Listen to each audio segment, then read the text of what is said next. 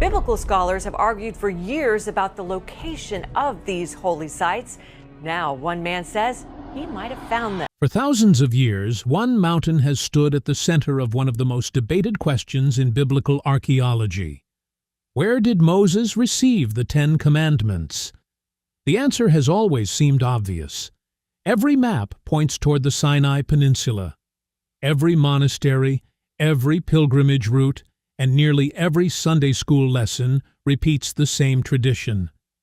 For centuries, the location appeared to have been settled beyond serious dispute. Except it hasn't. Beneath that familiar certainty lies a question that has never truly disappeared, because the biblical text itself leaves room for another possibility. And in 2025, that possibility suddenly became far more difficult to ignore when archaeologists sent a drone equipped with ground-penetrating radar, reportedly far more powerful than previous systems used in the region, over one of the leading alternative candidates, a remote mountain in the far northwest corner of Saudi Arabia. The site, associated with the area around Jabal Makla and Jabal al-Lawz, had remained largely inaccessible to outside researchers and cameras for decades, making detailed archaeological investigation extraordinarily difficult. But now, for the first time, advanced technology was being used to look beneath terrain that had rarely been systematically examined. What appeared in the data was enough to stop the investigation in its tracks: straight lines, angular patterns, and possible subsurface structures that some interpreted as signs of deliberate construction. If those interpretations were ever confirmed through independent archaeological investigation, the implications would extend far beyond one mountain. They could force scholars to reconsider one of the most familiar journeys in the Bible itself, the Exodus. But before we go deeper into this mystery, take a moment to subscribe to the channel and join us on this journey into the world's greatest historical mysteries. Your support means a lot, and if we can reach 5,000 subscribers, it will help us bring you even more stories, discoveries, and investigations like this one. So, subscribe now, and let's go deeper into the mystery of the Forbidden Mountain. The drone did more than capture another set of photographs from above. Its purpose was to penetrate beneath the surface and reveal what ordinary cameras could never see, turning the mountain from a visible landscape into something that could potentially be examined layer by layer. Beneath the rock, the survey appeared to reveal shapes and patterns that supporters believed carried the unmistakable appearance of human construction. For the first time in this particular debate, there was supposedly physical survey data that could be examined, measured, compared, and challenged, rather than relying entirely on ancient descriptions, religious tradition, eyewitness claims, or photographs interpreted from a distance. The results pointed investigators toward the area surrounding Jabal Makla and Jabal al-Lawz in northwestern Saudi Arabia, reopening an argument that had remained largely frozen for generations. The difficulty of reaching the region had always been part of the problem, as had restrictions that limited outside research and high-quality documentation. But there was another obstacle as well. Challenging the traditional identification of Mount Sinai meant confronting a conclusion that had been reinforced by centuries of pilgrimage, religious tradition, scholarship, and institutional acceptance. Suddenly, technology was offering a way to examine the landscape without beginning with the assumption that tradition must be correct. Yet, before the mountain could be called anything more than an intriguing archaeological candidate, the entire argument had to be examined from both directions, because the case for an Arabian Sinai was compelling to some researchers, while the objections raised by mainstream archaeologists were equally important.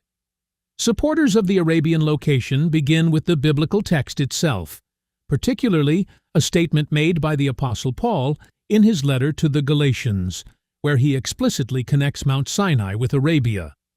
Advocates argue that Paul was not speaking symbolically or making a vague theological reference, but giving a geographical indication that placed Sinai in the broader Arabian world, beyond Egyptian-controlled territory and across the Gulf of Aqaba.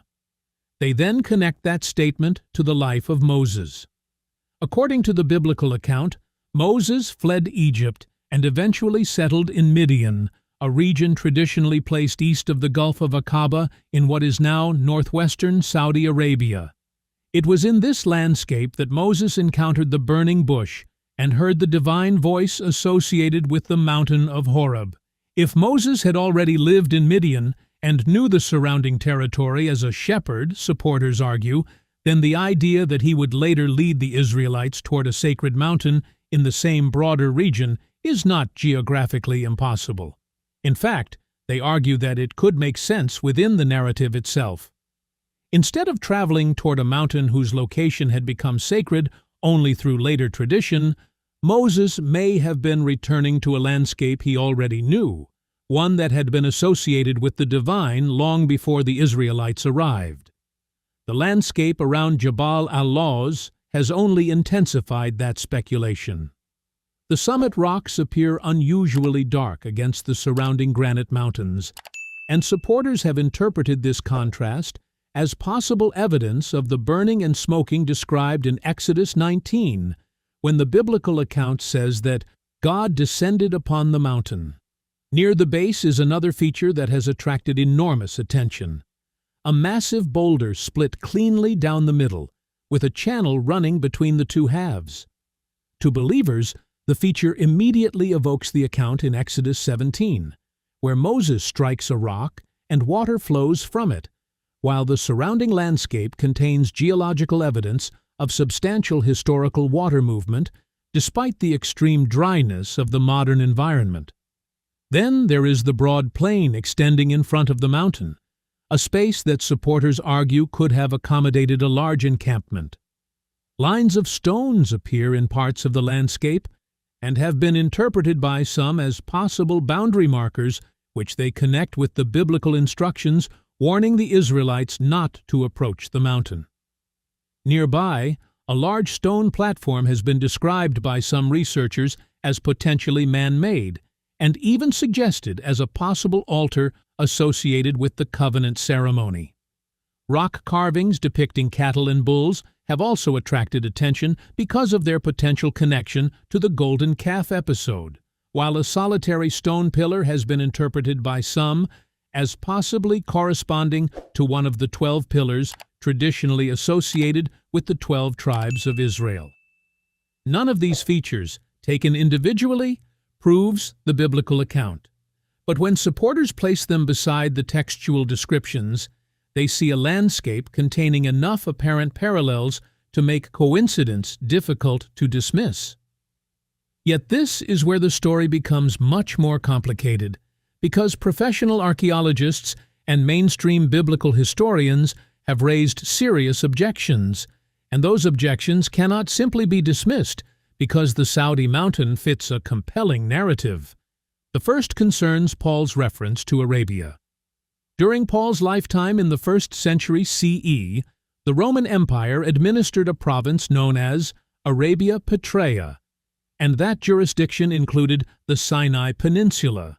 Critics therefore argue that when Paul said Sinai was in Arabia, he may have been using the political geography of his own time, rather than referring specifically to the Arabian Peninsula as modern readers understand it. That distinction is critical, because if Arabia Petraea included Sinai, then Paul's statement does not necessarily move Mount Sinai eastward across the Gulf of Aqaba. The second objection comes from ancient Egyptian records. Inscriptions dating to around 2000 BCE refer to a region in the southern Sinai Peninsula, using names such as Chahut or Jai, which some linguists connect to an early form of the name Sinai. If that linguistic connection is correct, then the name associated with Sinai was already connected to the Egyptian peninsula roughly 1,000 years before the conventional dating of the Exodus. That does not automatically prove that the biblical mountain was located there, but it does provide historical evidence that strengthens the traditional geographic association.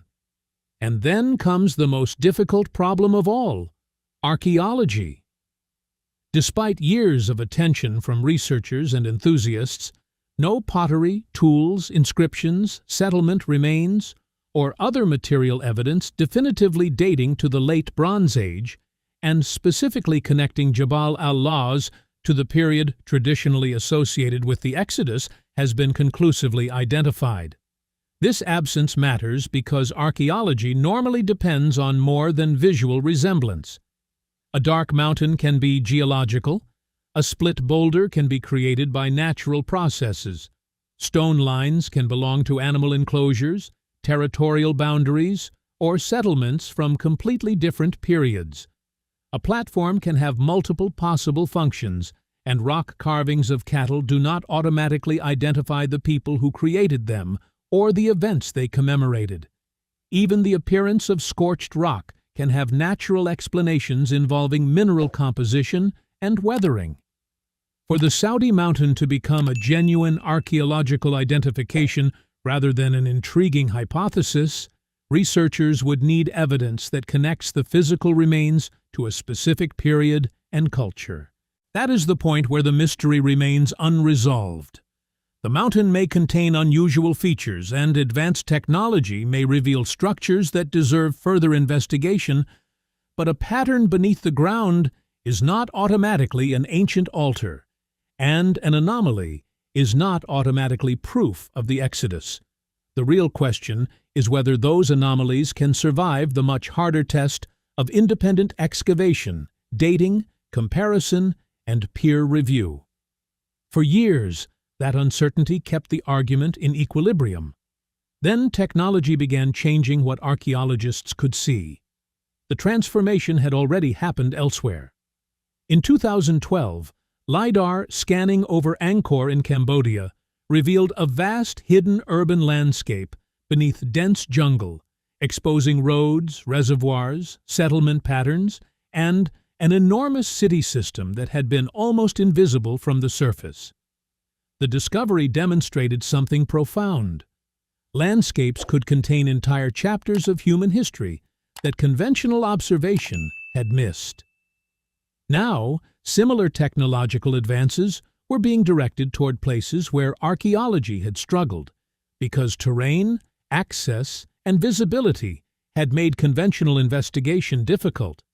The Saudi mountain became part of that larger technological revolution. Ground-penetrating radar and other remote sensing methods could potentially reveal subsurface structures without immediately disturbing the landscape. The result was not proof of Moses, nor proof of the Exodus, but it changed the nature of the question. Instead of asking only what tradition says about the mountain, researchers could begin asking what the mountain itself was hiding, and that leads to the deeper mystery at the heart of the story. Before asking whether Moses received the 10 Commandments on this mountain, perhaps we should ask a more fundamental question. Who first considered this mountain sacred? The biblical account contains a detail that is easy to overlook. When Moses approaches the burning bush, the divine voice does not tell him that the ground is about to become holy.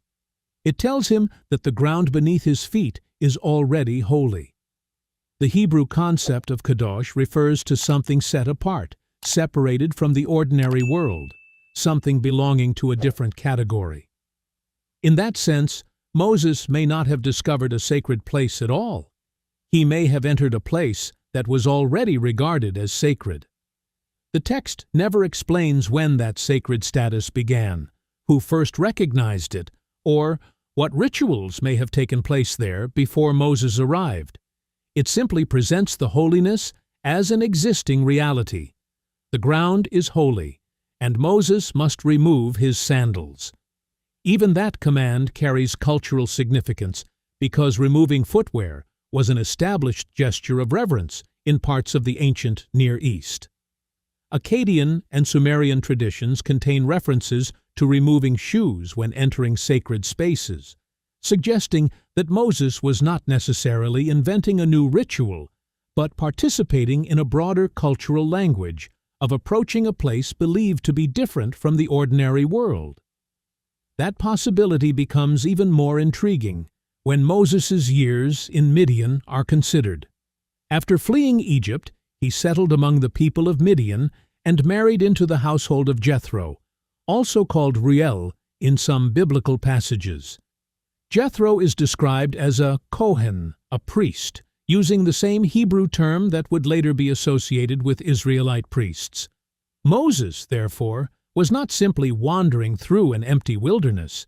He was living within a society that possessed its own religious traditions, sacred places, rituals, and priestly structures. Later in the Exodus narrative, Jethro encounters Moses at Sinai and performs sacrifices there, a detail that became important to scholars developing what is sometimes called the Kenite or Midianite hypothesis. The idea, associated with scholars including Martin Buber, suggests that Israelite religious traditions may have been influenced in significant ways by contact with Midianite beliefs. If that possibility has merit, then Moses' encounter at Horeb becomes more complicated than a simple moment in which a man discovers a previously unknown holy mountain. He may instead have entered a sacred landscape whose religious significance had existed among local populations long before the Exodus story was written down. But another question immediately follows. Where exactly was Horeb? For centuries, tradition has identified the mountain with Jabal Musa in the southern Sinai Peninsula, an identification that received formal Byzantine recognition in the 4th century CE. Yet tradition is not the same thing as archaeological proof, and the precise location has remained disputed. Researchers such as Colin Humphreys and Emmanuel Anati have proposed alternative locations farther east, including areas in what is now northwestern Saudi Arabia. One argument concerns the biblical imagery itself. The mountain is described with fire, smoke, trembling, and dramatic manifestations, and some researchers have suggested that such imagery might fit a volcanic environment more naturally than Jabal Musa, which is a granite mountain without a known volcanic history. Other scholars reject that interpretation, emphasizing that religious texts frequently use dramatic natural imagery without requiring a literal volcanic explanation. There is still no consensus, and the evidence remains divided. But whatever the exact location of Horeb, one possibility continues to draw attention. Perhaps the mountain's sacred status did not begin with Moses.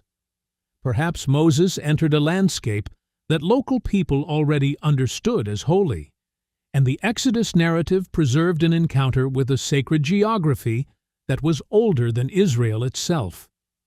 That possibility changes the entire mystery. The question is no longer simply, which mountain is Mount Sinai? It becomes a much larger historical puzzle involving memory, geography, religion, migration, and the way sacred places are created and preserved across generations.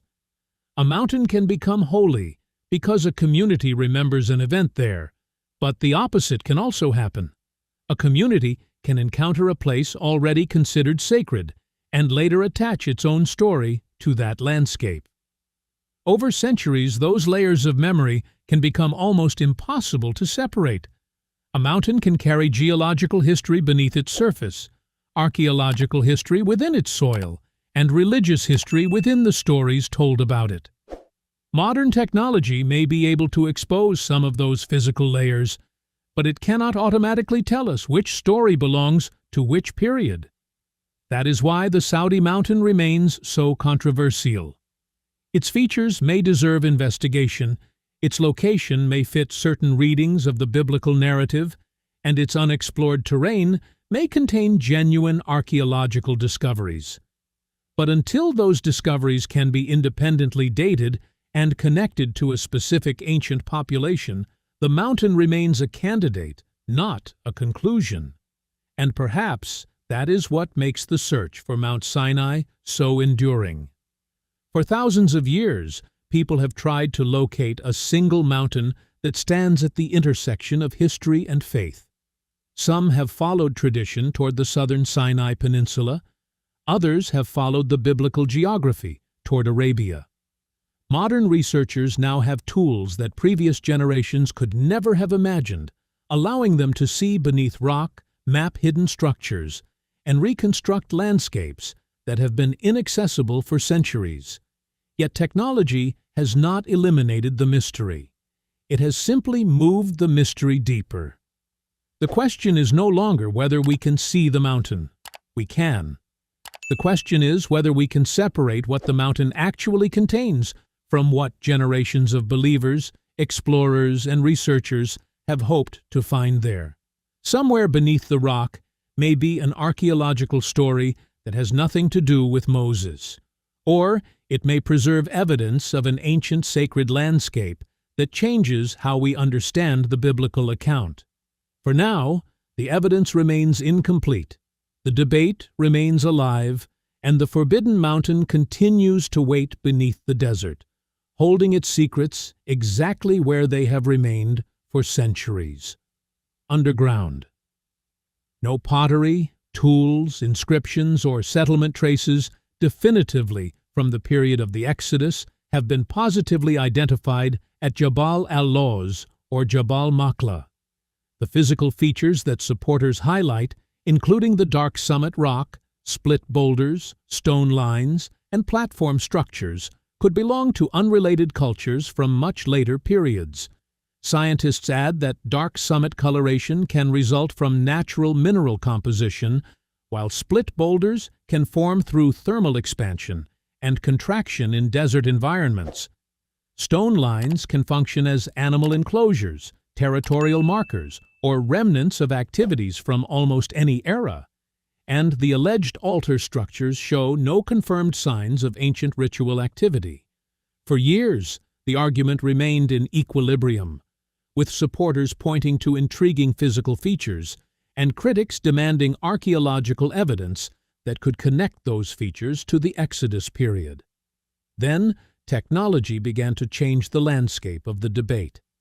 In 2012, LiDAR scanning over Angkor in Cambodia revealed an entirely hidden city grid beneath dense jungle, transforming archaeologists' understanding of what aerial survey technology could detect. The discovery demonstrated that landscapes could conceal enormous human-made structures that were almost invisible from the surface, and it opened the door to a new generation of archaeological investigation. The 2025 drone deployment over the Saudi mountains was presented as part of that technological shift, using ground-penetrating radar reportedly far more powerful than earlier systems applied to comparable terrain. The resulting data produced new signals that appeared capable of revealing subsurface structural features in an area that had never been systematically scanned at that level. The data now exists, but the interpretation remains in progress, and that uncertainty creates a much deeper question. Who first recognized this mountain as sacred, and how long before Moses arrived had it already been considered holy ground? The layers of sacred ground. There is a detail in the Exodus account that is often overlooked. When Moses approaches the burning bush, the voice does not tell him that the ground is about to become holy. It tells him that the ground beneath his feet is already holy. The distinction matters because the Hebrew word kadosh describes something set apart, separated from the ordinary world, and belonging to a different category of existence. Within the narrative, the ground is sacred before Moses arrives, before he performs any ritual, and before he fully understands what he is standing upon. That creates a fascinating possibility about Horeb, the mountain of God. Moses may not have discovered a sacred place at all. He may have entered one that was already recognized as sacred by people who understood the landscape long before his arrival. The text never tells us when that holiness began, who first recognized it, or what rituals may have been performed there. It simply presents the sacredness of the ground as an existing reality. The command is immediate and unmistakable. The ground is holy, so Moses must remove his sandals.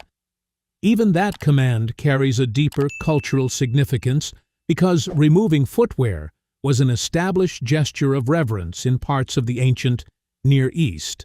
Akkadian and Sumerian records contain references to removing shoes when entering sacred spaces, suggesting that Moses was not necessarily inventing a new ritual, but following an established convention for approaching a place considered different from the ordinary world. If that interpretation is correct, then the burning bush encounter may have taken place within a broader religious culture whose understanding of sacred ground already existed before Moses ever arrived there. That possibility becomes even more intriguing when Moses' years in Midian are considered. After fleeing Egypt, he settled in Midian and married into the household of Jethro, also called Reuel in some biblical sources. Jethro was described as a Kohen, a priest, the same Hebrew term that would later be used for Israelite priests. Moses, therefore, was not simply wandering through an unknown and completely uninhabited desert. He was living within a culture that possessed its own religious traditions, sacred places, rituals, and priestly structures. Jethro's role becomes even more interesting after the Exodus, when he encounters Moses at Sinai and performs sacrifices there. That detail helped inspire what became known as the Kenite or Midianite hypothesis, the idea, proposed or developed in different forms by scholars, including Martin Buber, that Israelite religious tradition may have been significantly influenced by contact with Midianite beliefs and traditions. If that possibility has any historical basis, then Moses' encounter at Horeb takes on a different dimension. Rather than entering an empty wilderness and discovering a sacred mountain for the first time, he may have been entering a landscape whose religious significance had existed for generations. The mountain may already have occupied a place within the spiritual geography of the people who lived around it, meaning that the Exodus narrative could preserve not only the memory of Moses' encounter with God, but also traces of a much older sacred landscape.